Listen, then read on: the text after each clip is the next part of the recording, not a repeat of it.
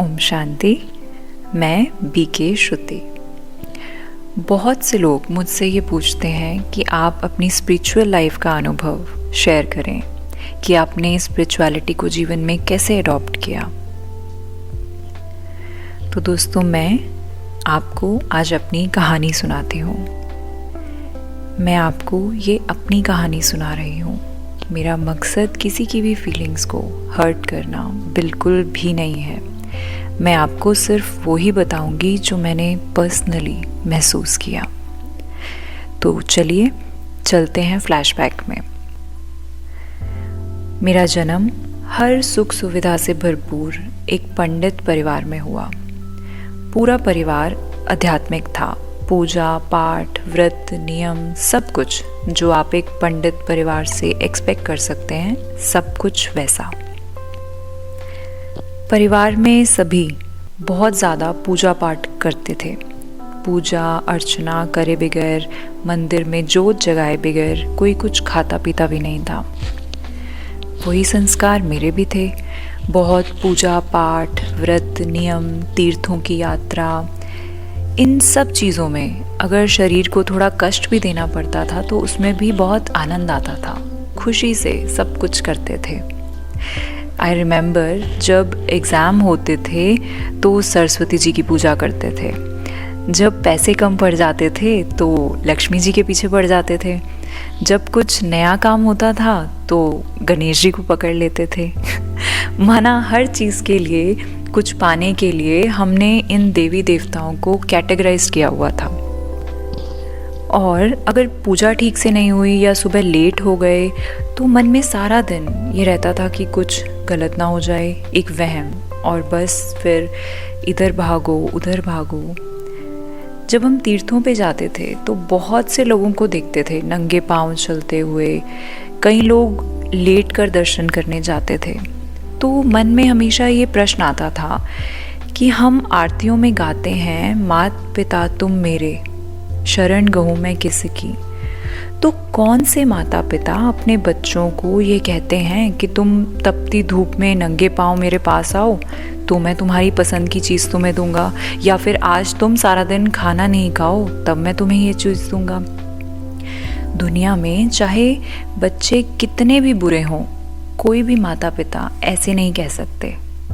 और वो तो फिर भगवान है जिन्हें हम प्यार का सागर कहते हैं, वो कैसे ये कर सकते हैं। हमने शास्त्रों में सुना कि भगवान रंग रूप से न्यारा है, वो जन्म मरण में नहीं आता।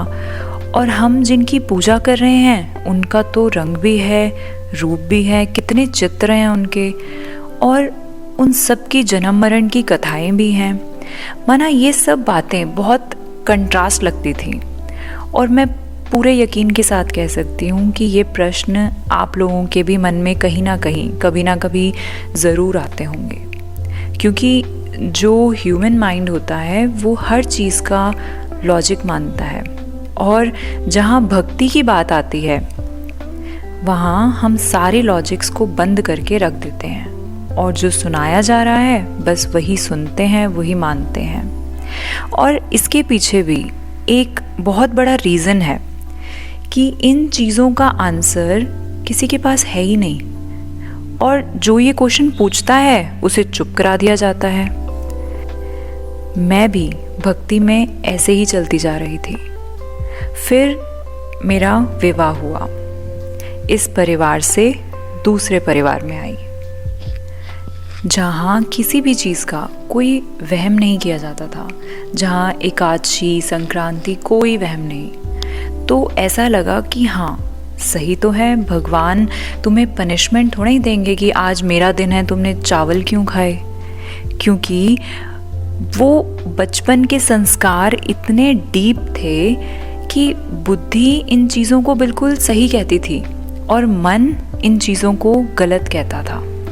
क्योंकि भक्ति के संस्कार थे, उस लॉजिक वाले डब्बे को खुलने नहीं देते थे।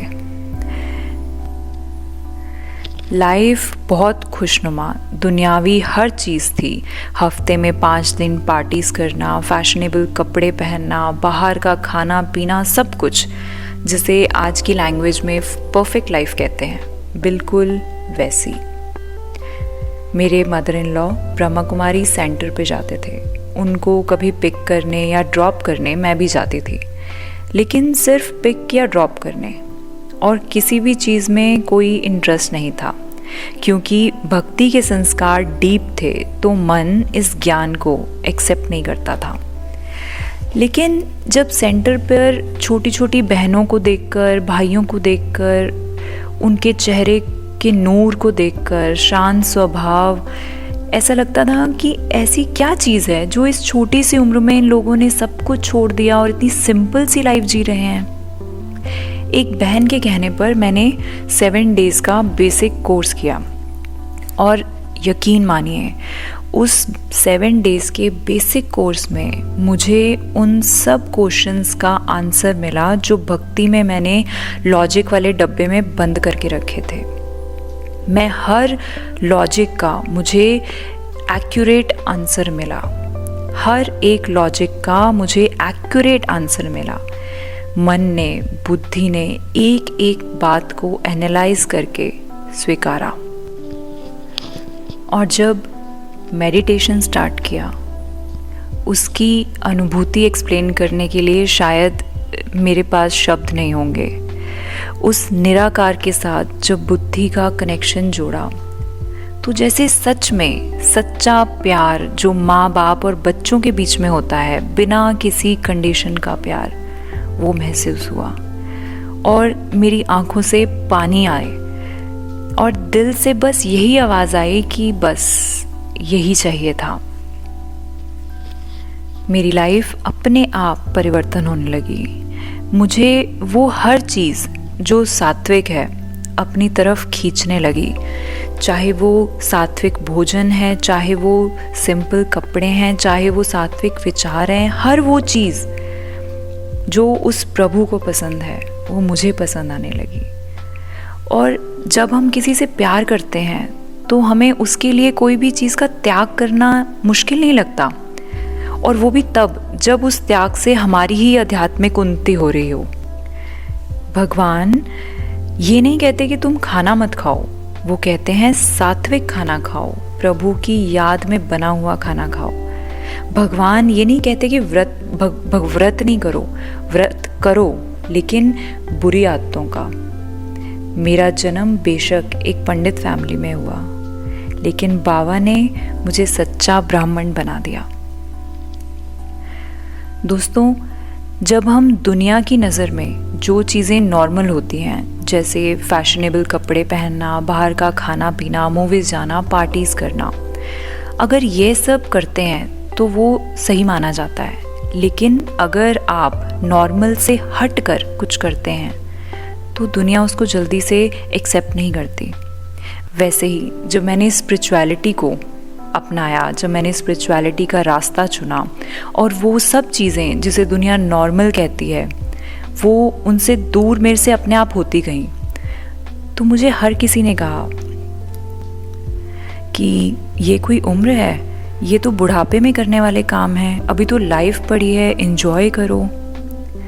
तो दोस्तों, मेरा उन सभी लोगों से सिर्फ और सिर्फ एक ही जवाब है, क्या आप मुझे गारंटी देते हैं कि मैं बुढ़ापे तक जिंदा रहूंगी? क्या कोई भी ये गारंटी दे सकता है? दोस्तों, मौत कभी उम्र देखकर नहीं आती, और इस बात का मुझे नहीं लगता कि मुझे कोई एग्जाम्पल देने की ज़रूरत है। हम अपने आसपास रोज़ ये चीज़ें देख रहे हैं। और दोस्तों, एक बात बहुत ही क्लियर है, पक्की है, कि भगवान की तरफ जाने वाला कोई भी रास्ता कभी भी गलत नहीं हो सकता। हमारा अगला जन्म क्या होगा, कैसा होगा, ये हमारे इस जन्म के कर्मों पर डिपेंड करता है। तो ये आप भी चेक कर सकते हैं कि आपका अगला जन्म आपको कैसा मिलेगा। सिर्फ 1 घंटा अकेले में अपने अंदर अपने आप से बातें करिए, सोचिए कि अगर अभी इसी मोमेंट पर आपका शरीर छूट जाए, मृत्यु आ जाए, तो आपने ऐसे कौन से कर्म किए हैं जिसके बेसिस पर आपको अगला जन्म बहुत अच्छा मिलने वाला है? अपने आप को चेक करिए। आपका अंतर्मन अपने आप आपको बताएगा आपने क्या गलत किया और आगे आपको क्या करना है। हमारे साथ इस सफ़र में जुड़े रहने के लिए बहुत बहुत शुक्रिया। अगर आपके मन में कोई भी डाउट या प्रश्न है तो आप हमें मैसेज कर सकते हैं या मेल कर सकते हैं। मेल आईडी आपको डिस्क्रिप्शन में दिया गया है। आपको हमारी क्लासेस कैसी लग रही हैं हमें ज़रूर बताइए और हमारे चैनल को सब्सक्राइब ज़रूर कीजिए। ओम शांति।